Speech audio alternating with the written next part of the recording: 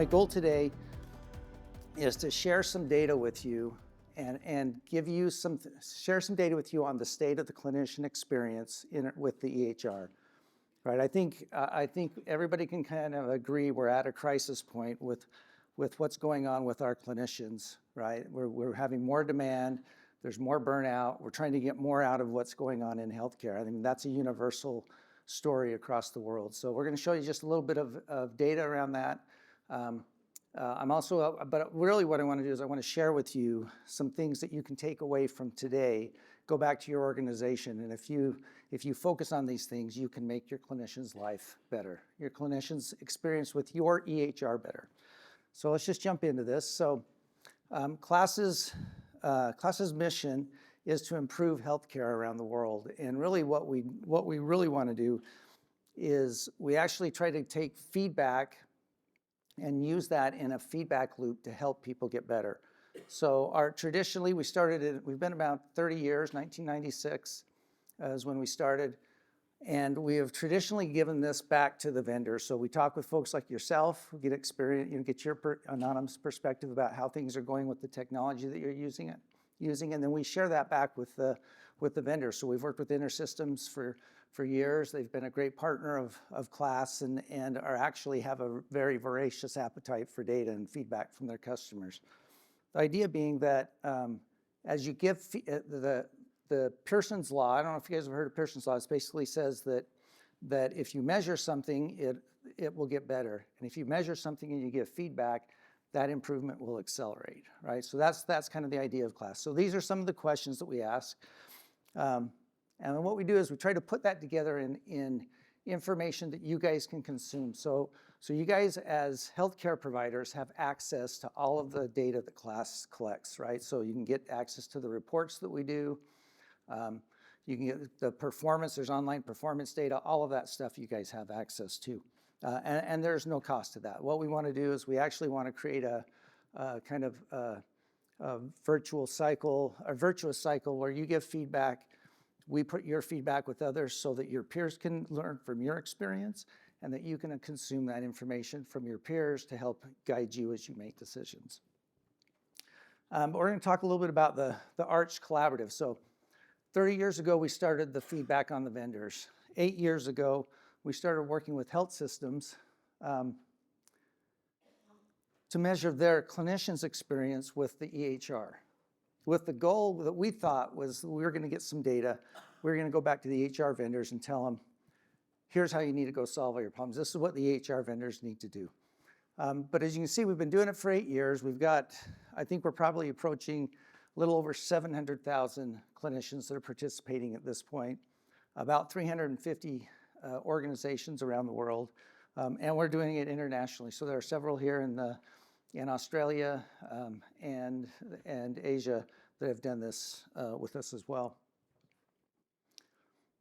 Yeah, you can kind of see. So at this point, about 45% of the health systems in the U.S., the UK is doing a measurement on the national level.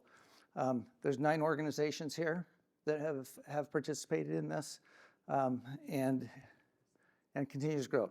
So here's where we get into the data. This is important. So each of these gray lines represents a health system that has measured in the ARCH Collaborative, right? So the way the ARCH Collaborative works is we work with that health system. We do a survey to all of their end user clinicians, and they get to give their perspective on how well they agree with different things. One of the questions we ask is that the EHR allows them to provide quality care, right? It enables them to give quality care. So these gray lines indicate the percentage of the clinicians that say yes to that answer. And you can see there's a big difference. There's some that are up here almost at 100%, some that are down here at about 10, 15%, right? Varies differently. The biggest aha that we had, the first aha we had at KLAS and in the ARCH Collaborative were these colored lines out here. These lines connect different health systems that are using the exact same EHR, the same technology, having wildly different experiences with it, right? That was our first aha. And so the thing you should take away from this is you can be successful with your EHR, right? You don't have to go, I know there's You get all kinds of things coming. You could go to different things, but just going to a different EHR won't solve your problems. Your problems are typically your problems, not the EHR's problem. Right? That's the first thing that we learned in the Arch Collaborative. So as we look at this, we looked at what was the cause of the variation, right? So what were the things that separated those guys at the top and those guys at the bottom? And we found out that we looked at it, there's basically three stakeholders: individual user, the EHR vendor, or the organization, and kind of the IT department, how you're delivering and supporting the EHR.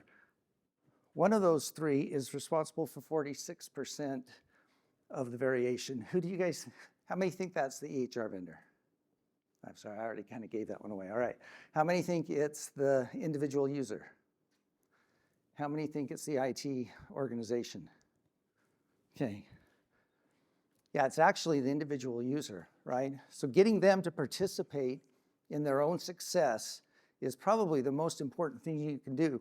But as you look at it, that you within the health system, the individual users and the organization are responsible for about 70% of the variation that happens between those that are best or having the best experience and those that are having the worst experience.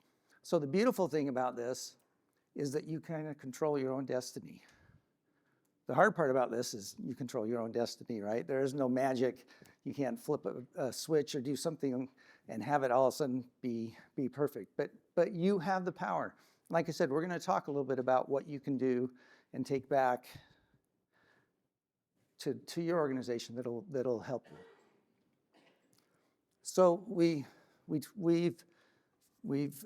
analyzed the data and found out that there are essentially 4 things that if you focus on that will make the biggest difference with your folks. And we're going to go into each of these, but we call it the house of success, right? We call the EHR infrastructure, which is essentially your speed and reliability, right? Is the system react quickly? Is it up on a regular basis, right? That's the foundation. If that's broken, all the other stuff you do gets muted, right? You can do all the training, you can do all the, have the best governance, but if the underlying system is problematic, the way that it's structured, that's going to mute everything else, right? And then EHR education, the way that you do the governance, and the personalization, accessing personalizations. Those are the 4 things, if you focus on them, will help. And we'll get into each one of those a little bit.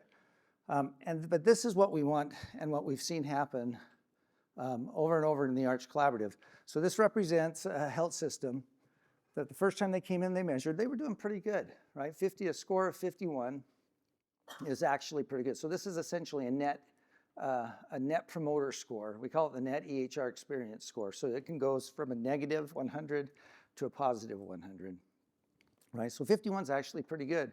But they measured, took the data that they got back.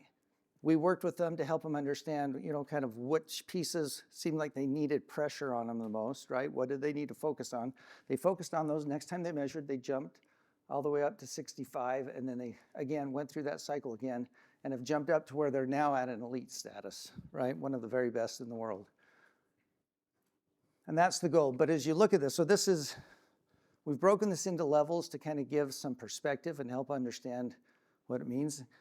The thing I want you to take from this chart, these 2 top tiers right here, so the strong and the elite experience, and then you've got the poor and the struggling, is that in the world today, clinicians are much more likely to have a poor struggling experience than they are to have a stronger elite, right? And these things don't just happen. These will just happen, right? If we don't focus on things, this is where you end up. So as you look at the overall state, that's kind of where we're at. Okay, so I'm going to talk a little bit about the state of the clinicians, right? So one of the things that we've been measuring is a clinician's likeliness to leave. So we ask a question, how likely are you to leave in the next 2 years that you leave your organization? And they can give everywhere from very unlikely to very likely. And there's one, I'm not sure. If they say I'm not sure, or if I'm likely or very likely, we put them at risk. And we've looked at this because we've actually gotten data back from several of the organizations to find out, okay, These guys said they were in these buckets. Did they actually leave, right? And what we found out was that 20% of the at-risk nurses and almost 15% of the at-risk physicians actually left, right? And the cost of turnover is, there's all kinds of different calculations on that, but the cost to do that, and then the cost, I think, as you guys look at it, in efficiency and the cost of training and slowing everything else down, I think is just huge. So this is a problem, and it's risen steadily since the pandemic, as you can see. So we call this a clinician or a cycle of clinician despair, right? And essentially what we're seeing is that, okay, the top factor that got somebody who was at risk to stay is that they said their burnout was reduced. That was the number one thing, right? And we call this a cycle because the problem is the top factor contributing to burnout is staffing shortages. So if you can't reduce the burnout, it helps drive staffing shortages. So we kind of get in this circle that's going on. And so what I'm going to propose to you is that the EHR can be a tool. So the EHR is not, and it's well proven, the EHR is not the reason for burnout, right? It is not the cause of burnout. But I think the EHR is a tool that you can use to interrupt this cycle. Let me show you why. Okay, so this shows the reasons that they gave. So if they're burning out, we ask them, say, okay, give them a list of things, say what's driving it. They can choose multiple things. The thing that gets the most votes is staffing shortages. So that's why we're saying staffing shortages is the number one thing that drives burnout. You'll notice the EHR is way down at the bottom. So why would I say that the EHR is a tool that you can use to interrupt this cycle? Well, if you look at these other things, you've got bureaucratic tasks, the chaotic work environment, you don't have any control over your workload, you're working after hours. If you're terrible with your EHR, all of these things get exacerbated, right? And the feeling of the EHR is even, your feeling around that is even worse. So if you can be great around the EHR, if the EHR becomes a tool that you show your clinicians you care about them and you're communicating actively back to them that you care, that you're listening, and that their experience and their lives matter to you, that's really what burnout is from, is they just don't feel cared for, right? And so I think the EHR, so let's talk a little bit about this. Oh, yeah, and then also, so what this shows is this is the score for those that are likely to stay, so this is their average score. This is the score for those who are leaving, but they're actually going to go to another organization, so they're going to stay in healthcare. And then this is a score for those guys who are getting out of healthcare. And you can see that there's a strong correlation to their EHR experience. So again, not a causation, but there's a very strong correlation to their likeliness to stay at a system and that they're happy with their experience with the EHR. And then as we look at burnout around the world, I'm going to go through this pretty quick. So you can see that the world, we're all around 30%, 30 to 35% is kind of where we're at. But this is the orange represents the percentage of folks that listed the EHR as a reason, as one of the reasons that they were burning out and contributing to it. And some of the comments are pretty emotional as they go through this. So let's jump in, and I'm going to give you some, I call them EHR life hacks, right? So things that you can focus on, take away today, that you can go back and make a difference. So the very first thing is I would tell you that you probably have an issue with system speed, that you don't know about it. So the reason I say you probably have it is what we see here is that 80% of the health systems that we've measured in the ARCH Collaborative have at least a third of their clinicians coming back and saying that the EHR does not have a fast system response time, right? So that's at the very best, you're at the top of that, so it's at least that. The reason I say that you probably don't know about it is as we talk with health systems, and we'll report this back to them and say, hey, you've got a system speed issue that you need to look at. And they'll go, no, we don't. All of our stuff is within the metrics. The stuff that we're able to watch is all within what it needs to be. We know that the system's responding fast enough. And they're not lying because the things that they can watch is typically the reaction inside the EHR. That's kind of the the world that they get to in. That's what all the metrics are set to. But what we're finding is that the clinicians don't know when the EHR starts and stops, right? So they start the clock when they go to log in, and how long does it take them to log in, right? They don't care that the latency might be from a poor wireless spot in the hospital or spotty things that are going on like that, right? So looking at the whole experience is vital to understand and taking them serious, because oftentimes what we hear is they say, well, people complain about this, but we've looked at it and it's not real. But they complain about it and it is real, but it's maybe just not in the box that you're looking at. I'll give you a quick example. We had one health system that said, no, we're not, no, we don't. And they went back and they looked at it and they said, what we found was that our login times were actually okay, but we had our system timeout set so short that people were logging in all the time. They'd walk away every time they walked away from the computer, they had to come back and log in again, right? So it's little things like that. Go back and look and see what that whole experience is like. All right, so second thing, expand how you're thinking about governance. Most of the time when we talk with people about governance, they talk about that's how we decide what goes in or doesn't go into the EHR, what changes we make. That's kind of how most people initially think about it, right? Which is true, but expanding this to think about not only is it what goes into the EHR, but how you're communicating back to the clinicians, right? What involvement do they have in this? If you can expand it. So this shows that it's about a 50-50 shot as to whether folks will agree that their organization is delivering and supporting the EHR well. But if you can expand things to, how, and think about with your governance, how involved is the clinical side of things, right? How well do we listen and communicate back, right? And then the bottom one, reducing, I think that's the one that has been the hardest, because we're really good about adding one more thing in. We're not often very good about pulling one more thing off the plate, right? So thinking through and expanding your definition of governance, I think governance is really important. Okay, training. So training makes a difference, and being workflow specific is kind of the key that really pours gas on your training, okay? So let me ask you this. So we've got over here different amounts of training. So we got 0 hours, 1 to 2, 3 to 5, 6 to 10, and 11 plus hours. I'm gonna ask you to vote on what you think is right. I'm gonna give you a clue, help you out a little bit. 0 is the wrong answer, okay? So how many think it's 1 to 2 hours of training, ongoing training a year? Okay, we got 1. 3 to 5? Okay, a few. 6 to 10? Okay. 11 plus? Okay, you guys are gonna like this answer, okay?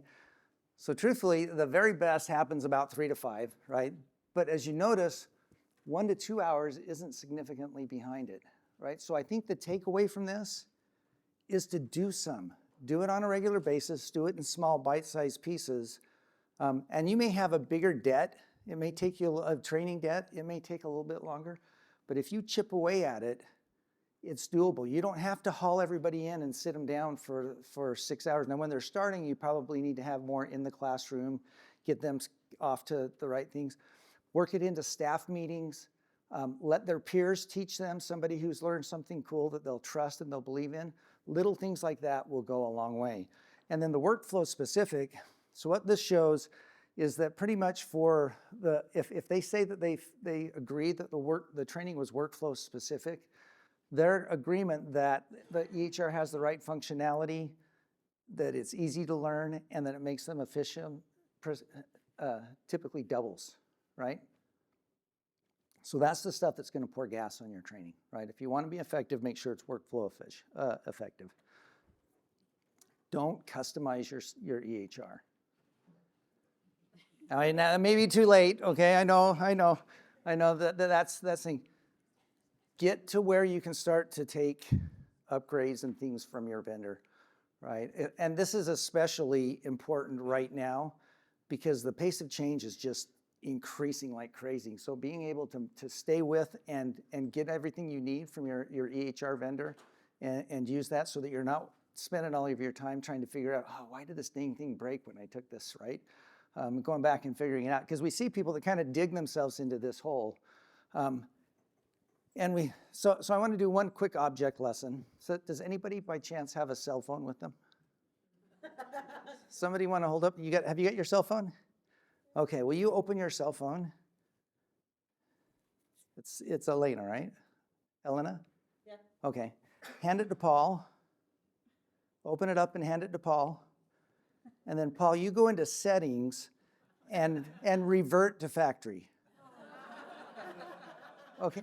Okay, but why? You guys are all like, oh my gosh, that would be terrible. But why? That's the easiest piece of technology in the world to use, right? We all know how to do it. We all know how to use it. Well, my kids would argue that not everybody knows how to use it, but we all know how to use a cell phone, and we say it's so easy, but it's the personalizations and taking the time you've taken to personalize that and get your own stuff in that makes that your cell phone versus just a cell phone. And the EHR is no different, except that it's way more complicated, and what you do in an EHR is regulated and complicated and way more important than most of the stuff you're going to do on your phone, right? But that's super important. So measuring, okay, the measuring is important, and doing it publicly, I think, is important. You need to create an event that helps you overcome inertia, okay? And the reason I say that is, so as we've interviewed folks over time, that the first time we talked with somebody that since 2022, this is when the data started, 4 out of 10 people report their first experience with the EHR. So they've recently implemented, and their first experience is, we are not having a good experience, right? This implementation went wrong, right? We also often hear as they're putting in, we just had to get it in there, and then we're going to go back and we're going to fix it, right? But we had to get it up, we had to stand it up, and then we'll go back. How many, so you got 40%, how many of this 40% do you think 2 or 3 years down the road come back and say, that's awesome? How many say it's more than 50%? No, she's saying 0. She's a pessimist. We got a pessimist on the front row. It's actually 75% still reported as poor 2 to 3 years afterwards, right? So creating, I mean, what happens? It's not because people don't care, it's just that life gets in the way. There's a million other things to do, and then now you have to go and reprioritize things. So the reason I say that if you'll measure, we've seen this over in the Arch Collaborative over and over again, right? That the first measurement, the average, these are all guys that have their first measurement within 3 years of going live. They go in, they measure, they remeasure, they work on it, create an event, work on it, create an event, and they get better, right? So it helps you create focus, and what you focus on is going to get better, right? And if you make it public and make it part of what you do as an organization, it's going to help you move forward as an organization. It's also going to help you communicate back to your clinicians. We care what you think. We hear you. We're working on it. You come work on it with us. Okay, we need you to come work on it with us. Okay, last thing is, and I actually added this just for this presentation. We are seeing that so the ambient is kind of the first piece that's really kind of had fairly significant adoption. It's just the tip of the iceberg, right? But we are seeing that it regularly is having an impact. So these are all, we got almost 300 providers that we have a before and after measurement in the Arch Collaborative. So the exact same providers that weren't using ambient before, later adopted ambient, all of their metrics are starting to move. And it's interesting, we've talked about clicks, that fast system response time, their perception of the system being fast actually goes up. And I thought that was so weird, but then as you think about it, if you don't have to click through the thing, you don't have to wait, you go back, your interactions with those small little interactions go away, and it feels faster to you. But here's the thing that we're seeing. So this one shows burnout, right? What we found is actually those that were in this kind of the early adopters, that health systems were having the folks that were more burned out. So these are the same timelines. 36% were reporting burnout that did not use ambient. They stayed pretty much flat. 47% of the folks that were in the ambient list reported that they were burned out. That dropped 11%, right? So this technology has the chance to make a difference. And so getting in a position to where you can leverage the technology, it's not going to fix everything, right? It will not fix everything, but it can help. And we're hearing folks talk about this is the first technology that actually feels like it's for me, right? And not just for the health system. So, okay, so we tried to get through that quick. You can get access again to all this stuff. We actually have the Arch Collaborative survey is public. If you go on our website, you can go and download it if you want to do that on your own. If you want to come and be part of the Arch Collaborative, then we'd be happy to talk with you about doing that. But measure, use the data, and use that as a way to tell your clinicians that you care about them. So with that, thank you. This QR code, if you want to give feedback on InterSystems or any of the other technologies that you use, you can click on that, and your voice will be added into our data that'll help your peers. But thank you so much. It's been great being with you.